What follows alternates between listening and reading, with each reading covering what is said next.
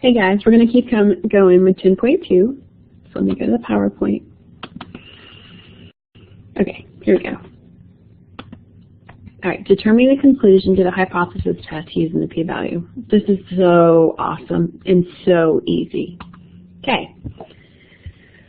All right, so there's a way to do this. Remember, we determined our p-value. We use our z-statistic, and we look it up in the book, or we use our calculator, and it gives us our p-value. So then we compare it to our alpha. So if our p-value is less than or equal to our alpha, we reject the null hypothesis. If our p-value is greater than our alpha, then we fail to reject the null hypothesis. So let's look at an example. For a certain hypothesis test, the p-value is calculated to be 0.0146. If the stated level of significance is 0.05, what is the conclusion to the hypothesis test? All right, for this one, the level of significance is 0.05. Note that 0.0146 is less than 0.05, so we reject the null. All right, Part B asks, if the level of confidence is 99%, what is the conclusion to the hypothesis test? Okay, remember I told you in the first video, I think for this chapter, that the level of confidence is related to your level of significance. So you convert the 99% to a decimal and you subtract it from 1, so you get 0.01. So 0.0146 is greater than 0.01, so you fail to reject the null for that hypothesis. Okay, so let's keep going and let's do some practice ones of these so you get better at these. A researcher claimed that the mean age of a woman in California at the time of her first marriage is higher than 26.5 years. Surveying a simple random sample of 213 newlywed women in California, the researcher found a mean age of 27 years old. Assuming that the population standard deviation is 2.3 years and using a 95% level of confidence, determine if there is significant evidence to support the researcher's claim. We have everything we need in this problem right here. I know it doesn't seem like a lot, but we have a lot of information in front of us. I can see 1, 2, 3, 4, 5, almost 6 pieces of data. So here we go, okay? All right, so first, state the null and alternative hypothesis. The researcher's claim is investigating the mean age at first marriage for women in California. All right, so therefore the research hypothesis is that the mean age is greater than 26.5. So your mu, or your mean, is greater than 26.5.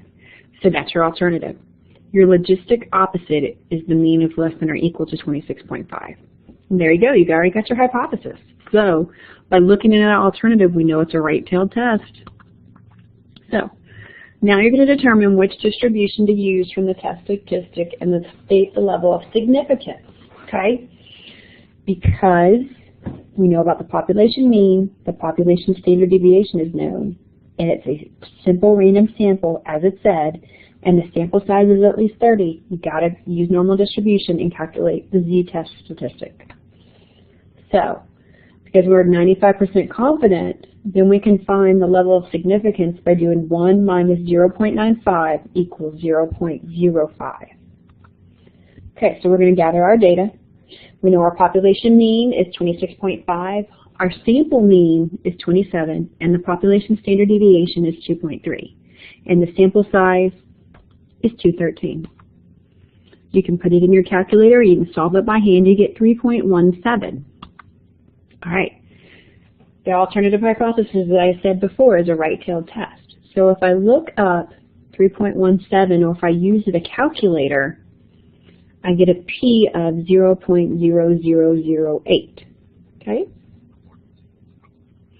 So I'm going to compare 0.0008 to 0.05.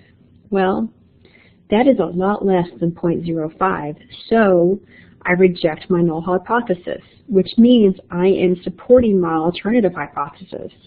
So I can say I'm 95% confident there's sufficient evidence to support the researcher's claim that the mean age at first marriage of women in California is higher than 26.5 years. All right, let's do a two-tell. A recent study showed that the mean age of children for women in Europe is 1.5. The Global Watch Group claims that German women have a mean fertility rate that is different from the mean of all Europe. To test this claim, the group surveyed a simple random sample of 128 German women and found they have a mean fertility rate of 1.4 children. The population standard deviation is assumed to be 0.8. Is there significant evidence to support the claim made by the Global Watch Group at the 90% level of confidence? Again, tons of data that we can get. Okay, so we're going to state our null and alternative hypothesis first. The watch group is investigating whether the mean fertility rate of German women is different from the mean of all of Europe. So they need to find evidence that the mean fertility rate is not equal to 1.5. They don't care if it's greater than or less than, they just want to say it's different. So when you look at that, that means your alternative is not equal to 1.5, where your null is equal to 1.5. Determine which distribution to use for the test statistic and state the level of significance. So note that the hypotheses are statements about the population mean, the standard deviation for the population is known, and it's a simple random sample. The sample size has to be at least 30. So then we know we're going to use our z-test statistic. All right. So we know we want to be 95% confident of our results. So we do 1 equals 0.90 equals 0.10. So that's our alpha that we're going to reject our null or not reject our null.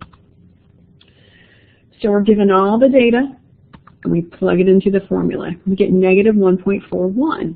But remember, our alternative was that it was a two-tailed test.